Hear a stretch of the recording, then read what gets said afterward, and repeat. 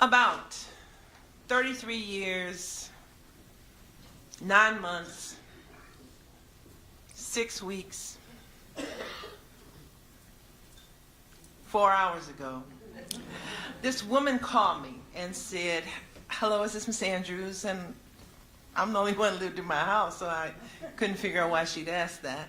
But I didn't really know her. Her name was Aretha Marshall, and I'd only met her once, and that was at a luncheon, and she had a flower in her hair, so I didn't really take her that seriously. But she said, "There's this little program, and we are wondering if you'd be interested in taking over the program." I said, "A little program?" See, well, it's a school for pregnant and parenting girls. I only knew one pregnant girl. I almost said her name when we were in high school. And she said, "Well, we heard that you were working on a PhD in Ed Psych, and that also we were."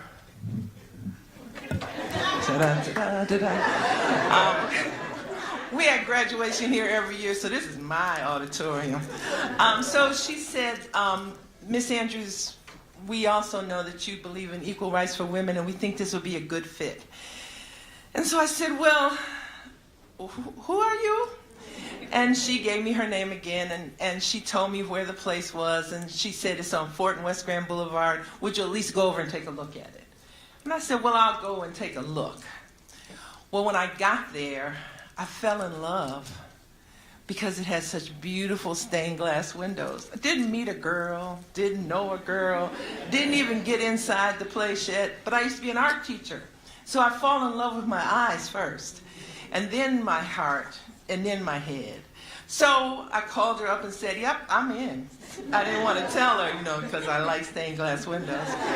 But I had to then find a staff, and what kind of staff do you find for pregnant and parenting girls? See, I know that I had to be careful because I knew that it was my job to make sure that my girls, I was already calling them mine, that they were taken care of and that nobody hurt them, that nobody did mean things to them, and that nobody put them down. Because I knew that one girl in high school and she caught the blues. So I got these amazing teachers. I had a social studies teacher who could also teach English, who could coach speech. I had a dance teacher who could also teach health and chemistry. I had an art teacher who could teach art design, clothing. She could sew. She did all kind of stuff. I had a math teacher. All he could do was play the drums, but he was a wonderful math teacher. So we had a staff. And then we had these kids, and so we got about 40 kids. That's the most that they'd ever had at the Salvation. This school was housed in the Salvation Army building. So we started teaching, and we had to change from what we were because in order for Detroit Public Schools to give teachers to that school in the past, they had to be identified as physically or otherwise handicap impaired. And that's how I got there because the special ed supervisor said, "These kids aren't handicapped, they're pregnant." So we were there. We started to increase our enrollment, and we got more and more and more and more kids.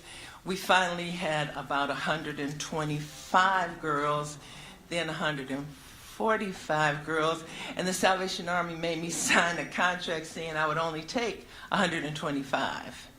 Well, I'm a school teacher. You can't tell kids they can't come to school, so I had a plan. The plan was that I would be Gloria on Monday, Wednesday, and Friday, and you could be Gloria on Tuesdays and Thursdays. And it seemed like a really good thing to do, but at the time I didn't remember that the person I was trying to fool was this lady named Miss Mudge, who was a Salvationist, who was a really wonderful woman, but she was also a savant. If you told her you had a baby in 1947, she could tell you how much your baby weighed, what was your baby's APGAR score, and that's the lady I was trying to fool. Well, eventually she turned me in, and Salvation Army said, "You signed this contract, so you have to find another place to be." Well, the Salvation Army is an amazing organization. They do wonderful things. They pick people up off the street, they feed people, and they put us out. But they gave us a little time. We went looking for a place. teachers needed some planning time one afternoon, and I thought, well, I'm going to take the girls for a walk. Remember when your teachers used to take you out for a walk, how wonderful that was? Well, I had 125 pregnant girls walking around. And so we were walking, and the freeway, that Jeffries Freeway, really throws me, and we got lost. And in the midst of our being lost, we found this building. Oh, love this building. Can you guess why? No stained glass windows, but it had pubic tiles all on the outside. Oh, loved. And then inside, I don't even want to tell you because somebody might go and steal it but anyway, there are these beautiful pubic tiles inside too that in the library, it's a beautiful building. But we just could look on the outside, and then we found a window that wasn't quite closed, and we had a girl who wasn't so pregnant, and so we put her through the window, and she opened the door, and when she opened the door, we came running into school. It's like, oh, Miss Andrews, there's an office. You can have an office.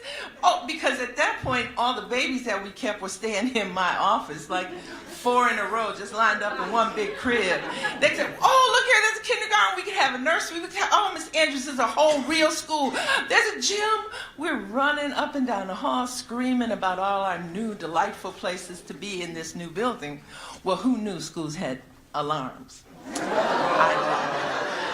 And the alarms were set off by sound, and of course the police heard us and came. So the kids, when the police came, the kids ran and hid, and I'm just standing there, and the police are like, you're breaking in. So we can't really break and enter, we just entered, because we didn't break anything. So the girls finally came out, and the girls said, oh, and the police noticed that everybody was pregnant with me. So that began our time at this new building. It took some time to get in the building, and we had to campaign, and I used to be an art teacher, so you know that campaign was big signs and all kinds of stuff. And so we finally got in the building, but they moved us in with the bad boys and the expelled kids, as if being pregnant was like robbing a liquor store. But it was all right. We had a garden at our old school.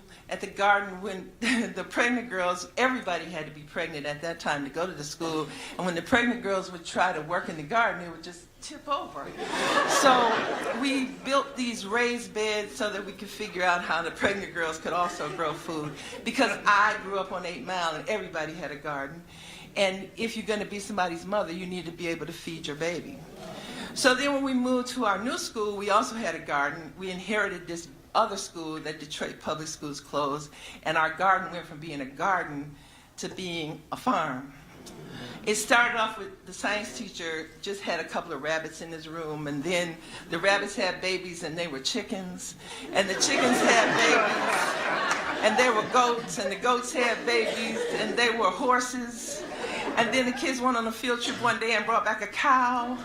So we still had to teach because it was important that we had this farm, and we got to be known about around the country about the farm, but we also were serious academics. And every single girl who graduated from Catherine Ferguson Academy was accepted to a 2 or 4 year college before she graduated.